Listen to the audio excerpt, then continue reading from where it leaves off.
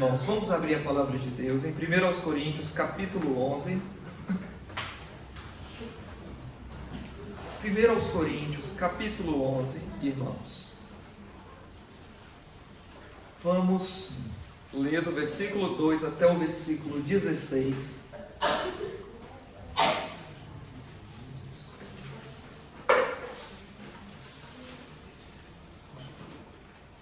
Estamos numa sequência de sermões, uma sequência de exposições na Epístola de Paulo aos Coríntios. E nós chegamos aqui em mais um momento da nossa exposição, tá? E vamos fazer a leitura. Assim nos diz a palavra de Deus. Eu louvo-vos, irmãos, porque em tudo vos lembrais de mim e retendes os preceitos como vos entreguei. Mas quero que saibais que Cristo é a cabeça de todo varão e o varão a cabeça da mulher, e Deus a cabeça de Cristo. Todo homem que ora ou profetiza, tendo a cabeça coberta, desonra a sua própria cabeça. Mas toda mulher que ora ou profetiza com a cabeça descoberta, desonra a sua própria cabeça, porque é como se estivesse rapada. Portanto, se a mulher não se cobre com véu, tosquie-se também. Mas se para a mulher é coisa indecente tosquiar-se ou rapar-se, que ponha o véu. O varão, pois, não deve cobrir a cabeça, porque é a imagem e glória de Deus. Mas a mulher é a glória do varão, porque o varão não provém da mulher, mas a mulher do varão. Porque também o varão não foi criado por causa da mulher, mas a mulher por causa do varão. Portanto, a mulher deve ter sobre a cabeça sinal de poderio por causa dos anjos. Todavia, nem o varão é sem a mulher, nem a mulher sem o varão do Senhor. Porque como a mulher provém do varão, assim também o varão provém da mulher, mas tudo vem de Deus. Julgai entre vós mesmos, é decente que a mulher ore a Deus descoberta? Ou não vos ensina a mesma natureza que é desonra para o varão ter cabelo crescido? Mas ter a mulher cabelo crescido lhe é honroso, porque o cabelo lhe foi dado em lugar de véu. Mas se alguém quiser ser contencioso, nós não temos tal costume, nem as igrejas de Deus. Okay. Meus irmãos, antes de nós prosseguirmos, só lembrar os irmãos e aqueles que nos visitam também, para que saibam disso, nós temos por hábito no nosso culto, nós temos as crianças assistindo o culto, participando do culto. Elas não somente cantam conosco, participam do momento dos dízimos, das ofertas, das orações e leitura bíblica, mas a parte principal do culto, que é a pregação, nós não tiramos ela. Nós cremos que a pregação pode converter o coração delas, tá bem? E é por isso que elas ficam no nosso culto. Por isso, aos papás e às mamãs, se você ouvir algum ruído da criança, alguma coisa assim, for bebezinho, tá? Então, lá fora, faz um mimo nela, alguma coisinha assim, leva ela para beber uma água, talvez esteja com muito calor, com frio, não sei, mas até que ela fique bem e depois retorne para cá. Lá ao fundo, irmãos, às vezes fica umas 2 ou 3, não são muitas, é só umas 2, às vezes 3, a criança ali atrás, e quem está na fila de trás não consegue ouvir alguma coisa, tá? Então, não deixe seu filho lá atrás, sozinho, com outras crianças na hora da pregação, tá? Esse é o momento principal do culto, tá? Que é a pregação da palavra, tá bom? Então, todos aqui, as crianças não podem ficar lá atrás, porque Deus vai falar com elas também, tá bem? Crianças, Deus vai falar com vocês através da palavra de Deus, tá bem? Ok, meus irmãos, nós encerramos uma parte de 1 Coríntios que fala sobre a liberdade cristã. Nós vimos que em 1 Coríntios, Paulo responde sobre vários problemas que a igreja tinha e dá instruções e repreende e mostra o caminho correto da fé, da piedade, o que Deus requer de nós para que possamos servi-lo corretamente e sermos uma igreja fiel, uma igreja saudável. O Senhor ensina isso na sua palavra em 1 Coríntios e na última semana nós vimos que Paulo terminava o assunto falando sobre liberdade cristã e carnes sacrificadas aos ídolos, irmãos com uma consciência mais fraca, outros com uma consciência mais forte. Isso encerrou-se, que foi do capítulo 8 até o capítulo 11, versículo 1. Nós vimos isso. Hoje, em Romanos 11, desculpa, 1 Coríntios 11, versículo 2, até o capítulo 14, meus irmãos, versículo 40, vai iniciar-se aqui uma nova sessão, tá? Uma nova parte, um novo bloco dentro da carta aos Coríntios, que é sobre culto. 1 Coríntios capítulo 11, versículo 2, até 14, versículo 40, é só teologia do culto. Só teologia sobre o culto a Deus. Tá? E nós temos muito a aprender aqui, irmãos. Muito a aprender mesmo. Tá? Ele vai falar sobre questões de véu na igreja. Vai tratar aqui princípios importantíssimos para nós, a palavra de Deus. Vai falar sobre a ceia do Senhor, sobre dons espirituais, sobre pregação, sobre muitas outras coisas. Até o capítulo 11, até o fim do capítulo 14, é só teologia do culto. Temos muito o que aprender aqui, e muitos problemas que existem nas igrejas de hoje, irmãos, é por falta de compreensão destes capítulos da palavra de Deus. Tá bem? Se entendessem melhor, e se nós entendermos melhor, poderemos agradar mais a Deus no seu culto. Porque que coisa triste é Deus ser desonrado em um culto que nós fizemos para Ele. Tá bem? Isso é a quebra daquilo que nós chamamos de terceiro mandamento. Não tomarás o nome do Senhor teu Deus em vão. Quando um culto não está de acordo com a palavra de Deus, nós estamos, durante aquele período de 1 hora, 1h30, desonrando o nome de Deus, quebrando o nome de Deus, quebrando a lei de Deus, e dizemos que fazemos culto. Não pode ser. Se queremos apresentar um culto aceitável ao Senhor, tem que ser de acordo com a sua palavra. E 1 Coríntios 11 até o 14 nos ensina sobre isso.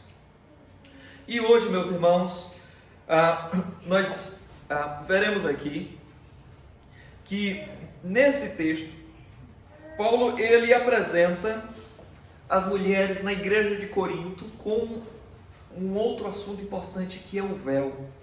Então nós vamos ver aqui 4 palavras que vão sempre se repetir: mulheres, véu, homem e cabeça. São 4 palavras que vão acontecer com regularidade nessa primeira parte de 1 Coríntios capítulo 11, tá bem? E Paulo aqui, inspirado pelo Espírito Santo, ele nos apresenta, irmãos, um problema, ele responde a um problema que existia na igreja de Corinto. Na igreja de Corinto existia uma rebelião feminina contra o princípio de autoridade estabelecido por Deus.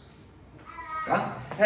Existia manifestações dentro da igreja de Corinto, tá? Às vezes pouco silenciosa ou sutis, mas estava lá, de mulheres que não entendiam o seu papel feminino no lar, e principalmente na igreja, e principalmente no culto. Tá?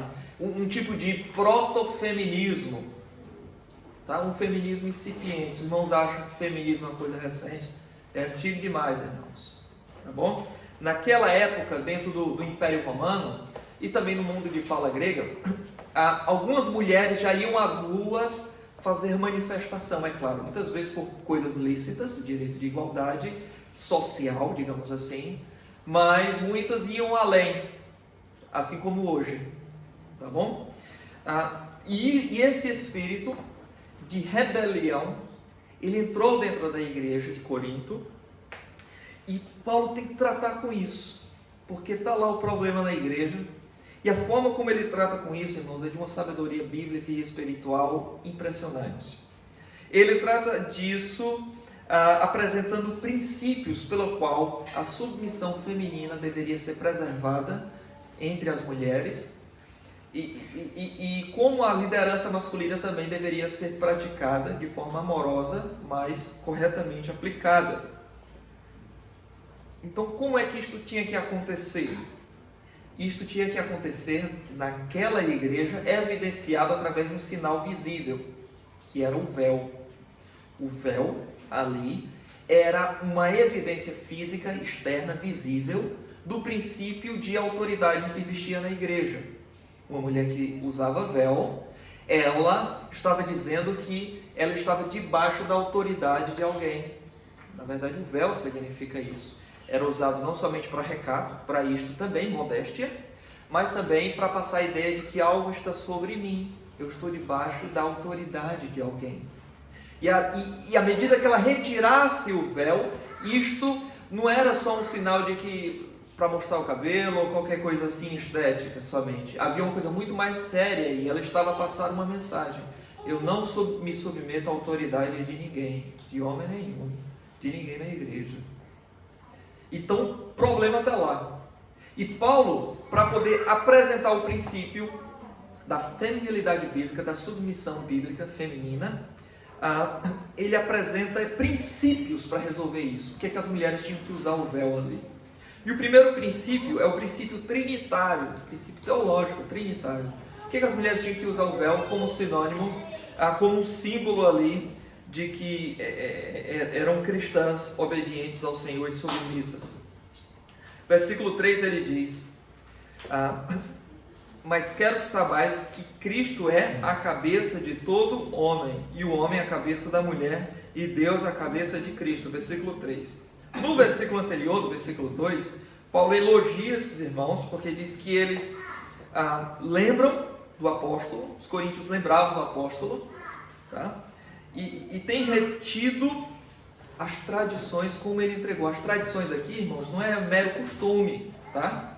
As tradições aqui é o conteúdo apostólico, o conteúdo do ensinamento inspirado dos apóstolos que Paulo transmitia à igreja. Então isso era chamado de tradição apostólica. E os coríntios, eles se lembravam e eles guardavam isso. Olha só, um elogio de Paulo à igreja de Corinto, tá? Agora, ele faz uma ressalva e ele diz: porém, entretanto, vocês têm errado no outro ponto aqui. E então ele vai falar sobre a rebelião que existia dentro da igreja de Corinto. E nós vimos que este é um hábito comum de Paulo, né? Antes dele iniciar uma repreensão, ele começa trazendo um elogio. Isso é uma coisa interessante, não é? E ele faz isso, irmãos, dizendo que na Trindade, Cristo é a cabeça, versículo 3. Cristo é a cabeça de todo homem. Depois ele diz que o homem é a cabeça da mulher e Deus a cabeça de Cristo. Nós não sabemos a razão dessa ordem que está aqui, mas ao que parece a ordem ela é incidental. Ele não tem um propósito de ter mencionado Cristo como a cabeça de todo homem. A ordem de prioridade aqui, na verdade, é Deus é a cabeça de Cristo, Cristo é a cabeça de todo homem e o homem é a cabeça da mulher. Tá? Então, após ele apresentar este princípio trinitário aqui, ele vai explicar em que este princípio teológico, bíblico aqui, deveria ser aplicado naquela igreja. Ele vai explicar como. E então, no versículo 4, ele diz que todo homem que ora ou profetiza, tendo a cabeça coberta, desonra a própria cabeça. Aí ele vai falar da mulher, versículo 5. Toda mulher que ora ou profetiza com a cabeça descoberta, desonra a sua própria cabeça, porque é como se estivesse raspada. E no versículo 7, ele diz: o varão, pois, não deve cobrir a cabeça, porque é a imagem da glória de Deus, mas a mulher é a glória do homem. Tá? Então, depois que ele estabelece o princípio de que Deus é o cabeça de Cristo, Cristo é o cabeça de todo homem, e o homem é o cabeça da mulher, agora ele vai mostrar como esse princípio é aplicado. E esse princípio era aplicado ali da seguinte maneira: de que quem deveria usar véu ali, naquele contexto, era a mulher, e não o homem. O homem não deveria ter a cabeça coberta, ter um véu na cabeça. Tinha que ser a mulher, porque primeiramente era um vestuário feminino, tá? Era uma peça feminina, tá? E se o homem fizesse isso, eles entrariam em desonra, porque estaria usando algo que não lhe é próprio sobre si, visto que o véu era feminino, a cobertura da cabeça era feminina, de acordo com o texto aqui.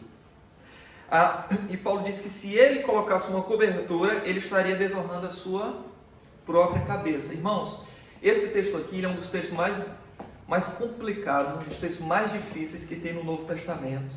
Tá, irmãos? São muitas interpretações para cada versículo aqui. Então, uma das possibilidades para o que significa o homem desonrar a sua própria cabeça, um desses entendimentos afirma que o homem usar véu, ele desonra, usar cobertura, ele desonra a sua cabeça, no sentido de que ele desonra a sua autoridade, que já que ele é o cabeça da mulher, ele está desonrando a sua autoridade. No entanto, essa interpretação ela é ruim porque a cabeça do homem, acabou de ser dito aqui no versículo 3, é Cristo. Então, ao que parece, o homem, se ele usa uma cobertura sobre ele, algo que é próprio para a mulher, sobre si, ele está desonrando a sua cabeça, não a cabeça física, ou a sua autoridade sobre a mulher. Ele está desonrando Cristo, porque, lembrem, Cristo é a cabeça do homem. Certo? Agora, a seguir, fala da mulher, né, no versículo 5, que toda mulher que ora ou profetiza com a cabeça descoberta, desonra sua própria cabeça, porque é como se estivesse raspada. Novamente aqui, um ponto de muita complexidade entre os intérpretes, entre os comentaristas, porque o que significa a cabeça estar raspada, ser igual a uma mulher que está sem véu? O que tem uma relação de uma coisa com a outra? Tá? Então, meus irmãos, nós devemos entender que no versículo 5, Paulo estava a dizer que naquela igreja havia mulheres que oravam e profetizavam na hora do culto. A profecia naquela época estava em pleno vigor, porque eles não tinham o Novo Testamento, a vontade de Deus revelada, escrita como nós temos. Então, para eles tomarem determinados direcionamentos na vida, tinha que vir muitas vezes uma palavra inédita ali, digamos assim, espontânea da parte de Deus por um profeta ou uma profetisa, para que eles pudessem guiar as suas vidas, é claro.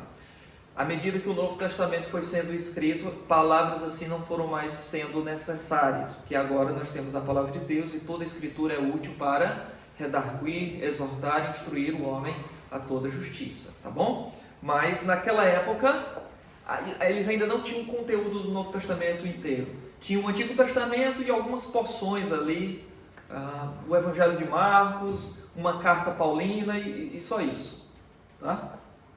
Então havia muitas profetisas, porque esse dom estava em pleno vigor naquela altura, visto que não havia o Novo Testamento inteiro, completo, canonizado, escrito. E então, essas mulheres profetizavam na igreja e oravam, e elas queriam fazer isso sem véu. E o argumento era da seguinte maneira: ora, se eu tenho o dom de profecia, as mulheres da igreja de Corinto pensavam assim,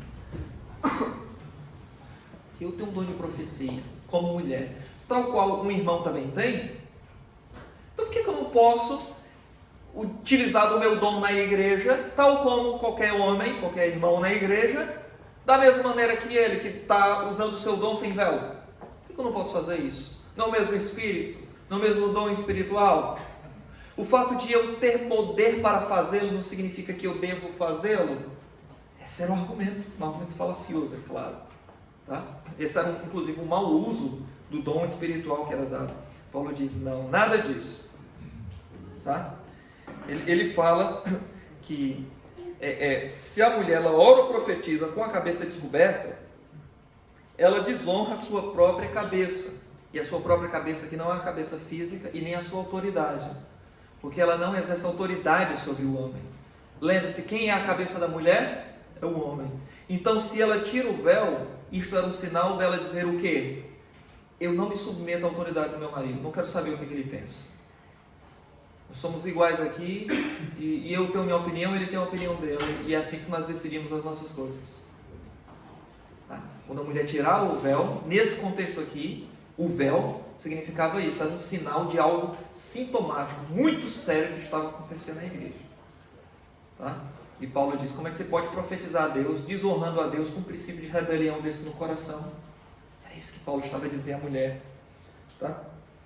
Porque se tirar o véu, você está desonrando a autoridade que está sobre você, que é o marido que Deus te deu. Porque é como se a sua cabeça física estivesse raspada. E por que tem a expressão aqui raspada, ou rapado, né, como está na sua tradução aí? Porque isso era vergonhoso. O que Paulo está a dizer é, quer andar sem o véu e quer trazer vergonha para a sua família, para o seu marido, para a igreja do Senhor, então raspa logo a cabeça. Quem eram as pessoas da cabeça raspada, as mulheres da cabeça raspada naquela época? Naquela altura, irmãos, era uma prática muito comum no século I, pelo menos duas coisas. Uma delas eram mulheres que cometiam adultério no mundo greco-romano. Eles raspavam a cabeça da mulher, ela era denunciada, depois raspava-se a cabeça, então toda a gente sabia que ela é uma adúltera. E as mulheres da cabeça rapada, na altura, eram geralmente identificadas como adúltera. E também existia um elemento provável, alguns comentaristas dizem isso, inclusive, de prostituição cultural através das prostitutas do templo. Ou seja, haviam mulheres que eram imorais, e a forma como se identificavam essas mulheres que ficavam no templo para praticar imoralidade era que elas tinham a cabeça rapada também, em dedicação aos ídolos, aos deuses pagãos. Então, Paulo, quando diz assim, olha, não é para liberar, então libera geral, rapa logo a cabeça. Não é para trazer desonra, então tira logo tudo. É aqui que Paulo está falando. Tá? Versículo 6, ele diz, portanto, se a mulher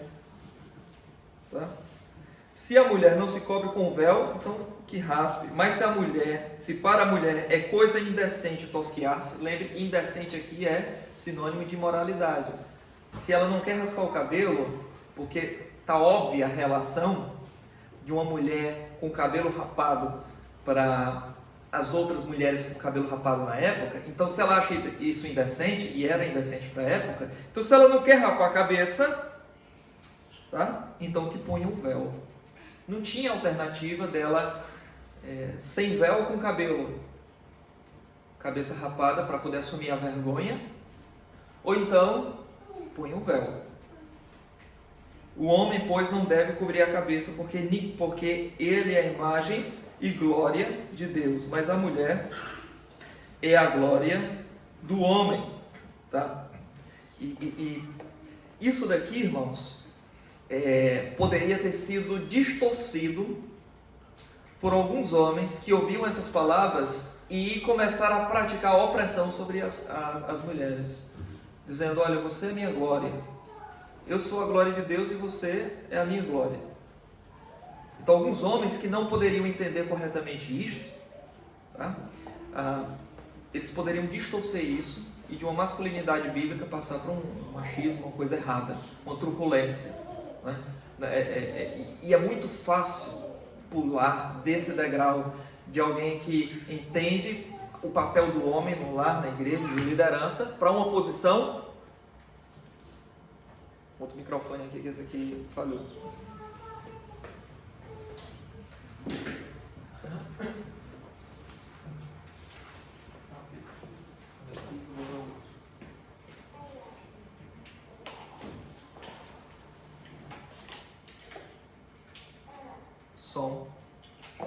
Som 2. Oi, som. Estão ouvindo bem?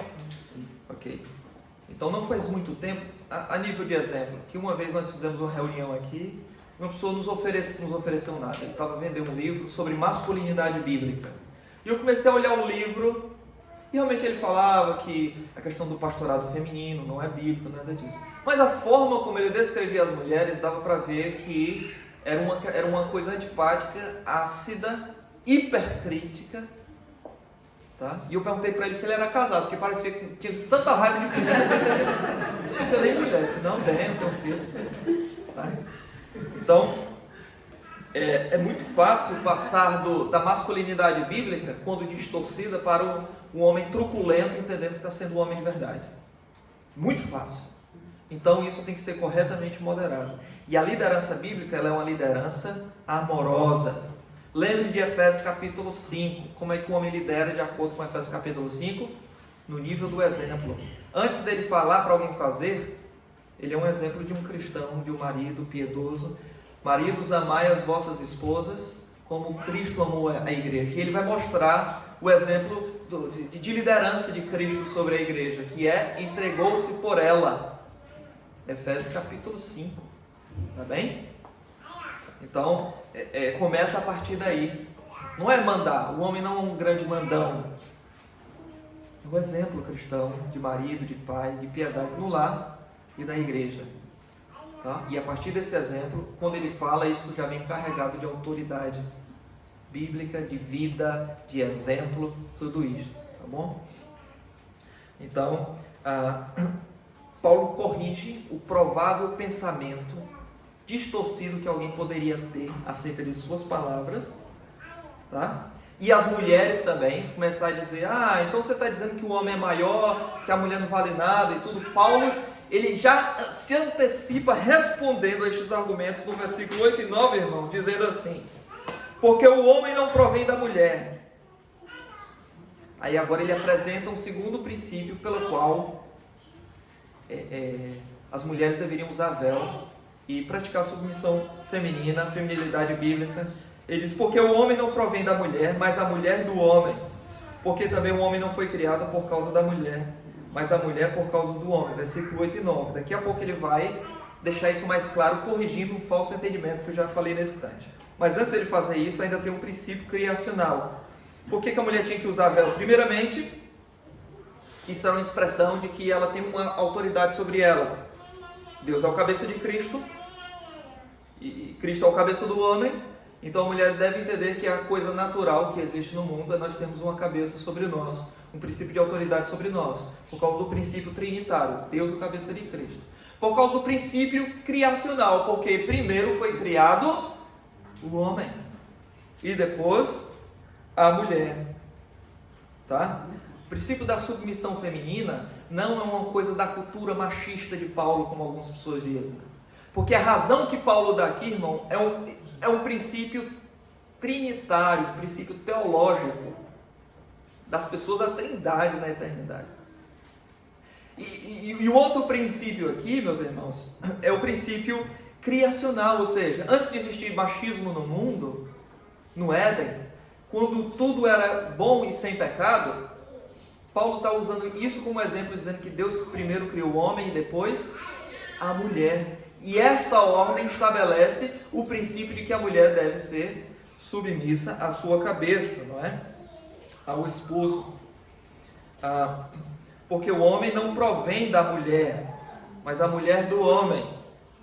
Porque também o homem não foi criado por causa da mulher, mas por causa do homem. O princípio aqui é transcultural, tá bom? É além da cultura. Além disso, ele estabelece um quarto princípio aqui, pelo qual o véu deveria ser usado pelas mulheres ali como um sinal de sua piedade, como cristãs submissas, né? No versículo 10, ele dá o quarto motivo pelo qual o véu tinha que ser usado ali. Ele diz: portanto, a mulher deve ter sobre a cabeça sinal de poderio, por causa dos anjos. E aqui, meus irmãos, é um dos textos mais difíceis também, porque a gente não sabe o que Paulo quer dizer. Ele está falando da cabeça, da mulher, do homem, da Trindade, e de repente ele coloca anjo aqui no meio. Não é? Parece uma coisa um pouco deslocada, não parece? Mas a mulher tem que usar véu por causa dos anjos. E os anjos usam véu? Não é? A gente não percebe. Os coríntios originalmente eles percebiam, eles entendiam quando realmente por causa dos anjos tem tudo a ver, a gente usa véu mesmo. Mas nós, irmãos, nós perdemos aí esse fio de contato, não é? Então existem algumas possibilidades de interpretarmos isso. Existem desde as mais simples, as mais prováveis, as mais absurdas, tá bom? Eu vou começar da última. Uma delas é de que alguns exegetas entendem que Paulo aqui está fazendo uma alusão aos eventos de Gênesis 6, que segundo algumas interpretações, quando os filhos de Deus, eles se aproximam das filhas dos homens e veem que elas são formosas, tomaram para si quantas quiseram, e o texto lá de Gênesis 6 diz que nasceram gigantes, não é? Que eram homens poderosos, varões de luta sobre a terra. Então, a tradição rabínica, a interpretação dos judeus da época de Paulo, essa interpretação diz, entendia que foram os anjos que desceram do céu, tiveram relações íntimas com as mulheres, e então dessa relação estranha nasceram gigantes sobre a terra. Tá? Então, essa interpretação rabínica ela era muito comum na época de Paulo, e esses estudiosos dizem que Paulo era um rabino, ele mesmo diz, fariseu de fariseu, contra a lei fariseu. Então Paulo era um rabino e ele está expressando isso. Se essa interpretação estiver correta, segundo esses teólogos, é como se Paulo tivesse a dizer assim: use o véu na igreja, porque vocês lembram o que aconteceram lá. Não é? E a interpretação rabínica ainda diz que isso está no livro de 1 Enoque, que é um livro que não entrou na Bíblia, não é um livro canônico, mas era muito afirmado entre os rabinos lá. E dizia que eles se encantaram pelos cabelos das mulheres. É isso. Não é? E segundo essa interpretação, Paulo está fazendo alusão a essa interpretação rabínica. E significaria isso, agora eu posso dizer. É como se Paulo estivesse dizendo assim: olha, vocês sabem o que aconteceu lá em Gênesis 6, não é? Então, irmãs, usem véu, não fique com o cabelo exposto não, porque um dia você pode acordar com um anjão do seu lado aí. Né? E usem véu, já sabe o que acontece no dia que os homens gostaram do cabelo das mulheres. Então, alguns teólogos defendem essa interpretação. É claro, essa interpretação ela é esquisita demais, porque ela exige muito do texto, tá? E além disso, ela não faz jus ao contexto, e eu vou já dizer por quê. A outra interpretação é que é como se Paulo estivesse a dizer assim, na verdade, irmãos, essa primeira interpretação ela é absurda também, porque Paulo dá interpretações tão nobres, primeiramente, a trindade, outra, a criação de Deus, aí ele se utiliza da interpretação rabínica esquisita e estranha para poder estabelecer um princípio aqui. Não é? Parece que é um argumento muito fraco, não é? Sendo que Paulo muitas vezes ele critica os judeus, a interpretação que os judeus tinham da Torá, porque ele mesmo dizia que os judeus liam a Torá com um véu, não é? Eles não interpretavam a Torá bem, né? O Antigo Testamento bem. Então Paulo faz críticas a isso, e aqui ele está endossando essa interpretação para lançar o fundamento de que as mulheres devem usar véu com tanta força, numa interpretação rabínica, parece não fazer jus. A outra interpretação é que diz que as mulheres devem usar véu porque os anjos estão no culto, por causa dos anjos. Ok, isso é verdade. Quando os crentes adoram, nós não duvidamos que possam ter anjos, espíritos ministradores, chamados anjos entre nós. O culto numa igreja cristã é sempre espiritual e sobrenatural, tá, irmãos? Nesse momento existe uma guerra pela sua mente. O diabo quer lhe distrair, a sua carne quer lhe lembrar de outras coisas durante a semana, o compromisso de amanhã, a conta que não foi paga, tudo isso para que você não tenha sua mente cativa a Cristo, não seja edificado, e baseado nisso você não edifique sua família e viva como queira. O momento de distração no culto é suficiente para prejudicar muito a vida cristã, tá? Então o culto é um momento muito sobrenatural e às vezes a gente perde isso. Tá bom, irmãos? Esquece isso. Mas os anjos, sim, os anjos podem estar presentes no culto, sim. Então essa interpretação fala disso. O texto nada fala sobre anjos, sobre que a razão é essa, por causa dos anjos, porque eles estavam presentes no culto. Não fala, isso é uma verdade, mas parece que não está explícito no contexto. O que parece estar explícito no contexto, e que de fato está, meus irmãos, é que o contexto inteiro aqui é de autoridade e submissão. Então é mais natural, de acordo com o contexto do capítulo 11, entendermos que assim como os anjos estão debaixo da autoridade de Deus, não é? Nós também deveríamos imitar o exemplo deles. O contexto aqui, irmãos, é de autoridade e submissão. Tá? O contexto aqui não é de os anjos presentes no culto, ou relação dos filhos dos anjos com as mulheres, não é nada disso. O contexto aqui é autoridade e submissão, e os anjos são dados como um exemplo. De acordo com o contexto, é isso. Tá bem? Então, esta é uma razão. Assim como os anjos, eles reconhecem uma autoridade sobre eles, então vocês vão agir diferente. sendo que vocês são pecadores, devem muito mais se submeter à autoridade de Deus e às autoridades constituídas por Deus? Vocês vão ser inferiores aos anjos na ética? Como assim? Não é? Então, subjaz esse princípio aqui também em relação aos anjos.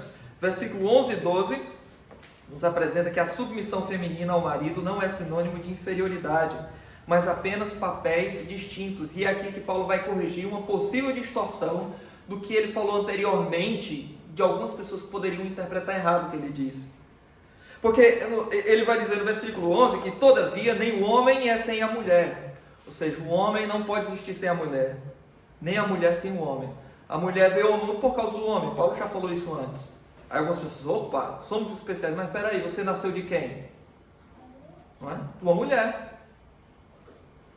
E principalmente no Senhor, ele usa a expressão aqui, no Senhor, para falar que em Cristo, como crentes, como salvos, aí que nós temos maior dever em de estarmos juntos, cumprindo os nossos papéis como cristãos. Porque o homem e a mulher, antes de ser marido e esposa, eles são irmãos em Cristo. E eles devem cumprir os seus papéis, o marido uma liderança bíblica e amorosa, mas liderança, governo, e a mulher submissão bíblica com amor, porque são irmãos em Cristo. Ela é minha irmã em Cristo, eu sou irmão em Cristo dela. Então, como estamos no Senhor, então, ao invés de uma obrigação, de uma coisa pesada sobre nós, por que nós não deveríamos fazer isso como expressão do nosso amor por Cristo? Não é? Isso torna toda a situação mais leve, em primeiro lugar. E Paulo continua dizendo, porque como a mulher provém do homem, assim também o homem provém da mulher. Ou seja, a mulher veio do homem, nós sabemos, porque saiu da costela de Adão, não é? Saiu do lado de Adão. Tá? Mas isso não a torna inferior, nós sabemos disto. Matthew Henry, o puritano Matthew Henry, ele fala uma coisa muito interessante sobre esse texto. A exegese puritana dizia assim: Deus criou o homem do lado da mulher. Não a criou de um pedaço. Deus criou a mulher, desculpa, irmãos, do lado do homem. Não a criou dos seus pés para que fosse pisado por ele. Nem tirou um pedaço da cabeça para que mandasse sobre ele, governando ele. Mas tirou da sua costela, do seu lado, para que fosse por ele amada e cuidada. É bonito, não é? Matthew Henry é que fala isso. E Paulo ele expressa exatamente esse tipo de teologia aqui. Tá? E então eles dizem, a mulher, o homem, ele não existe sem mulher, e nem a mulher sem o homem, no Senhor principalmente. Como a mulher vem do homem na criação, assim também o homem provém da mulher. O homem veio da mulher, porque o homem nasce de mulher. Tá? Mas tudo vem de Deus. Tá? O único que não veio de mulher, irmãos, foi Adão. Tá? Adão foi o único que não tinha umbigo. Certo? Às vezes a pessoa pergunta, né? Adão tinha umbigo? É claro que não tinha. O umbigo é uma cicatriz, não é? Então Adão ele não nasceu umbilicalmente de ninguém. Então ele não tinha umbigo, é claro. Você quer que alguém levanta uma pergunta tão sem noção como essa? Mas enfim, eu divago aqui. Então, meus irmãos, então o versículo 11 e 12 fala disso. Que o homem não deve se exaltar, porque se não fosse por mulher, ele nem estaria no mundo. Ele não estaria no mundo. Né? Então ele deve entender que não pressupõe inferioridade ou superioridade sobre outros. E versículo 13 a 16, a modéstia cristã é apresentada no texto nas formas como homem e mulheres devem se distinguir naturalmente. Versículo 13 ele diz, julgai entre vós mesmos, é decente que a mulher ore a Deus descoberta, ou seja, sem o véu? Ou não vos ensina a natureza que é desonra para o homem ter cabelo crescido, ter cabelo grande? Mas ter a mulher crescido, o cabelo, lhe é honroso, porque o cabelo lhe foi dado em lugar de véu ou de mantilha, como tiver na sua tradução. O que nós temos aqui, irmãos, é a apresentação de um outro princípio muito importante. É que as coisas naturais, como o mundo funciona, e o bom senso do ser humano, aponta-nos de quê? especialmente na época de Paulo, é que uma mulher decente naqueles dias, ela não estaria no culto sem o véu, certo? Uma mulher decente no culto, ela não estaria sem o véu, tá? E Paulo fala que a natureza, o estado normal dos homens, pelo menos isso como era visto na sua época, era desonra ter o cabelo crescido. Tá? Paulo não está estabelecendo um princípio eterno de que dizer que homens têm sempre que ter cabelo grande, cabelo curto. Não é isso. Até porque a lei previa, no caso, a lei judaica, não é? Ela previa no caso de nazireus que podiam ter o cabelo grande. Tá? Paulo não está dizendo que era pecado, mas diz que o estado normal, isso era somente para algumas pessoas, apenas para os nazireus. Mas na maioria, os homens tinham um cabelo mais curto que a da mulher, certo? Mesmo no contexto pagão, gentil, da igreja ali da cidade de Corinto. Mas no caso da mulher, ter o cabelo crescido, aí sim é que era honroso. Aí ele diz, porque o cabelo ele foi dado em lugar de véu. Então nós temos uma preposição aqui chamada ante, que pode significar tanto em substituição de, tá? Em oposição a, ou também pode significar equivalência. A melhor tradução aqui não é que o cabelo substitui o véu, senão Paulo não estaria mandando botar véu sobre o cabelo.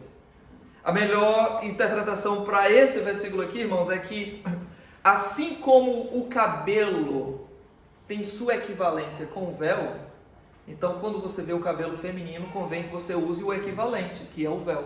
É uma ideia de equivalência, tá bom? Geralmente o véu na altura era quase do mesmo tamanho do cabelo feminino e lembrava também um véu descido aqui até a cintura. Então, por causa da equivalência, use véu, tá? Ok. Então, meus irmãos, aqui está a explicação do texto e as aplicações. Apesar de já ter sido dado algumas, vamos passar aqui para algumas aplicações mais diretas de princípios importantes aqui. E o primeiro, meus irmãos, é que apesar de muitas igrejas, algumas igrejas ainda hoje defenderem o uso de véu, no entanto, o véu não é mais obrigatório, tá, irmãos? Biblicamente, o véu era um sinal de um princípio eterno, e a Bíblia ela nos apresenta sinais transitórios e culturais que apontavam para um princípio transcultural e eterno. Por exemplo, quando Paulo diz assim, saudai uns aos outros com o ósculo santo, ele não está mandando que aquele sinal de gentileza, cordialidade cristã permanecesse. O que ele está dizendo é que o princípio pelo qual aquele sinal apontava deveria permanecer. Tá? É claro, você dar um ósculo santo hoje nos irmãos não significa nada para a nossa cultura, mas naquela época era um sinal que apontava para isso. Assim. Terminar o culto, eu dar um beijo na bochecha do Rony. Ele vai ficar... limpar aí, ó. Então, não significa nada um ósculo santo hoje, tá? Mas naquela época significava muita coisa. Hoje tem igreja ainda que quer dar ósculo santo, não é? Depois do culto, tem igreja que faz isso. Mas isso não significa nada para a nossa cultura ocidental, moderno, do século XXI. Mas o princípio subjaz, que é cumprimentar o irmão de forma cordial na gentileza cristã. Assim também o véu era um princípio cultural que apontava para uma realidade transcultural, eterna e atemporal. Que é o quê? A submissão feminina e o princípio da autoridade na igreja. Tá? Então devemos distinguir entre o princípio fundamental, tá, subjacente a um texto, e a aplicação deste princípio numa cultura específica, conforme eu já vos falei. Tá? Então, esse princípio que existe aqui, irmãos, é exatamente o princípio da submissão feminina, e é o que mais falta hoje. Não estou a falar do mundo, estou falando na igreja. Falta muita aplicação deste princípio na vida dos irmãos, na vida das irmãs. Porque a cultura feminista, irmãos, muitas vezes, ela tem entrado na igreja de formas mais sutis possíveis. Tá? E na verdade, ela não entra na igreja, ela primeiro vai para o lar. Ela primeiro passa pela família. Então, depois que o desgoverno está estabelecido na família, então isso chega à igreja. Tá? Isso daqui que foi ensinado por Paulo, irmãos, porque é tão absurdo para muitos. Se tivesse uma feminista, ela botava a mão no ouvido e saia correndo lá para a pista. Porque isso aqui é escandaloso demais para o mundo hoje.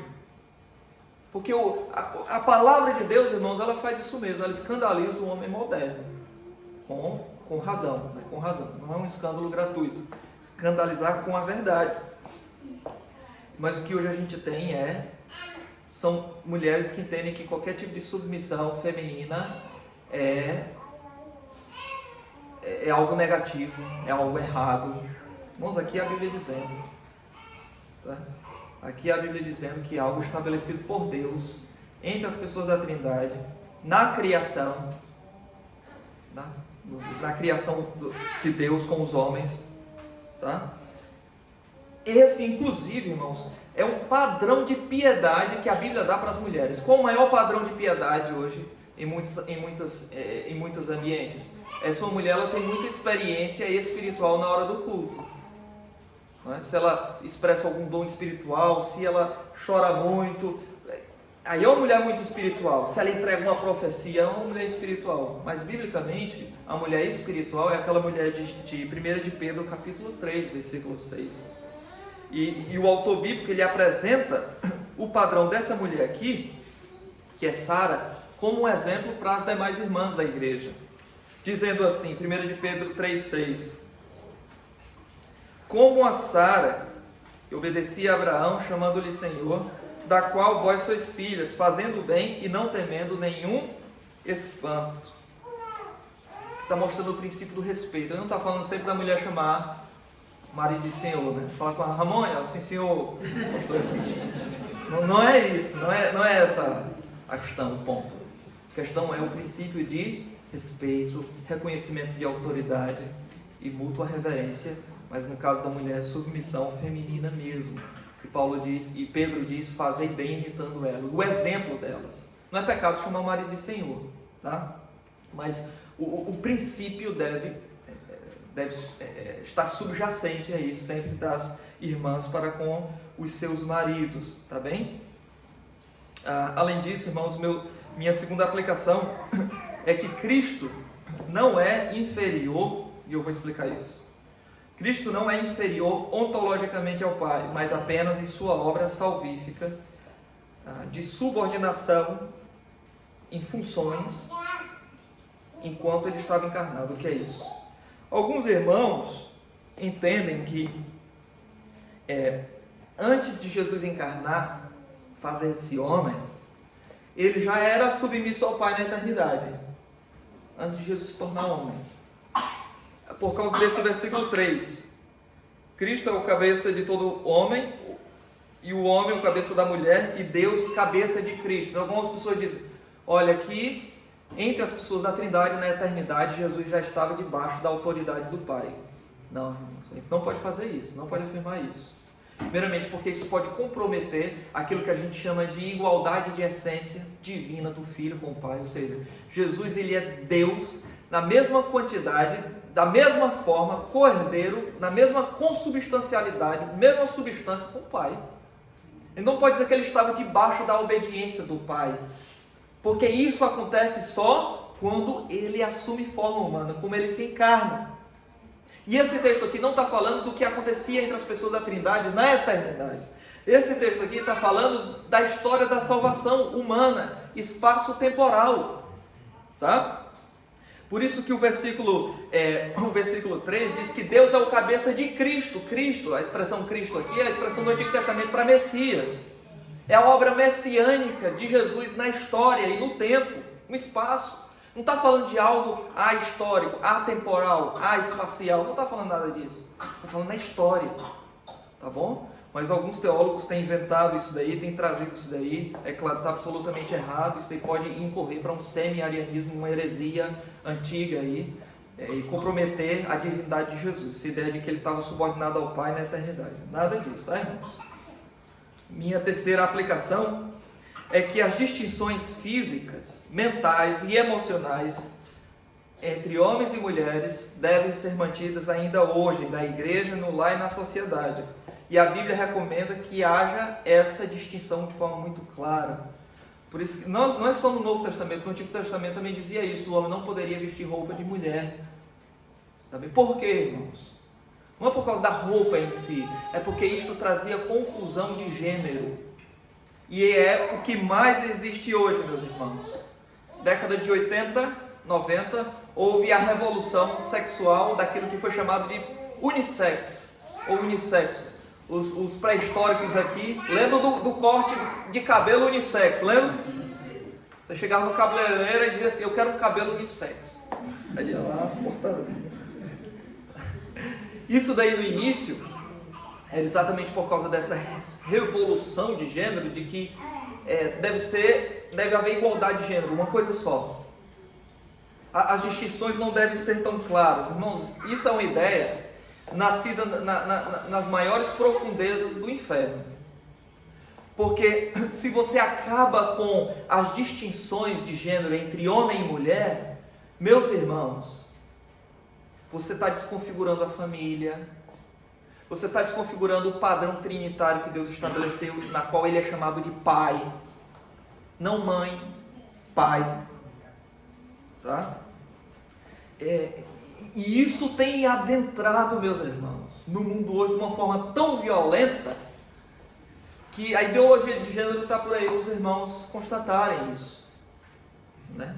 E isso vai para todos os aspectos, isso se torna uma cosmovisão, uma visão de mundo para tudo que acontece. Se você for, por exemplo, para um shopping, comprar uma roupa, irmãos, é uma dificuldade um homem comprar uma roupa. É uma calça apertada, você tem que passar manteiga nas pernas para a calça subir. E as mulheres, por outro lado, roupas que mais relaxadas, né, que desfiguram sua beleza. Não precisa andar com roupa apertada, não é para andar com roupa apertada ou curta, mas também é uma roupa mais relaxada, não se importando com a beleza feminina, pessoal. Tá? Irmãos, isso não pode acontecer. E nós temos que começar isto a partir de onde, irmãos? A partir da igreja. Porque o mundo já está quebrado pelo pecado. A igreja é onde esses princípios eternos aqui serão restabelecidos com força e poder, e o mundo vai olhar para cá, ficar confuso, e quando o mundo ficar destroçado por causa da quebra de valores cristãos que eles fazem, eles vão olhar para a igreja como exemplo. Se a igreja não for um exemplo para o mundo, irmãos, se a igreja estiver igual lá, irmãos, a luz, o candeeiro parou de brilhar na igreja. A igreja está morta. Pode ter 1000 pessoas na igreja, ela está morta no dia que ela para de ser luz no mundo. Tá bem?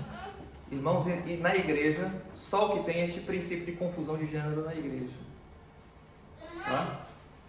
A liderança bíblica que Deus estabeleceu na Escritura como sendo dada a pastores e presbíteros, às vezes na igreja é assumida por mulheres. Não porque elas muitas vezes elas nem querem essa posição, porque sabem que a Bíblia não tem pastora, não tem apóstola, não tem nada disso, né? Mas é porque os homens se omitem de tal forma que elas acabam assumindo para que não vire ali uma anarquia, tá? Nada disso, irmãos. Em nossas igrejas deve os homens assumir sua responsabilidade de homem, chamado masculino bíblico, como Deus estabeleceu, e a mulher também perceber o seu chamado, que na igreja, irmãos, a quantidade de coisas que existe para poder servir ao Senhor, uma mulher servir ao Senhor na igreja, é quase que incontável, irmãos. Mas parece que para muitos, se não tiver o título de pastora, ela está imprestável, já não serve mais para nada. Nada disso, tá? Nada disso. John MacArthur, ele afirma que isso deve começar no lar. Eu já falei uma vez, mas convém falar novamente. O lar muitas vezes ele está desconfigurado, né? A criança é que manda em tudo, é o governo da filiocracia. A criança é que manda em tudo, aí depois vem a mulher e por último vem o homem, né? Nada disso.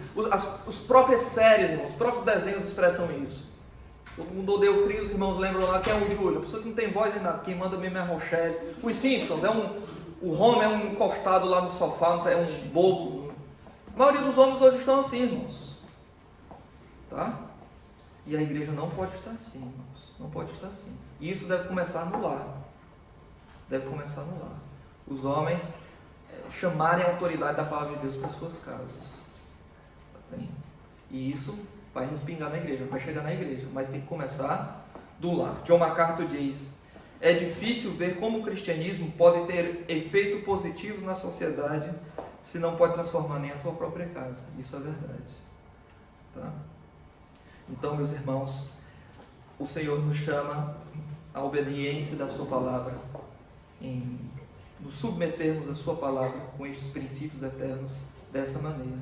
Se você não é uma pessoa salva por Jesus, e você percebeu tudo que foi dito aqui, saiba que se Cristo não é o teu cabeça, se Ele não é o teu Senhor, você está em sério perigo. E você está em sério perigo porque a Bíblia diz que um dia todo joelho se dobrará e toda língua confessará que Jesus Cristo é o Senhor. Alguns se dobrarão voluntariamente, outros serão envergados na força. Mas como você deseja reconhecer que Jesus é o Senhor? É a tua autoridade, é a cabeça sobre ti. Então, se você deseja reconhecer Cristo como teu Senhor, tome essa decisão por Jesus. Arrependa-se dos seus pecados, abandone a tua vida de pecado, tua vida de rebelião contra Deus e a sua lei, e abrace o Salvador e sua obra pela fé que há nele. Quero convidar toda a igreja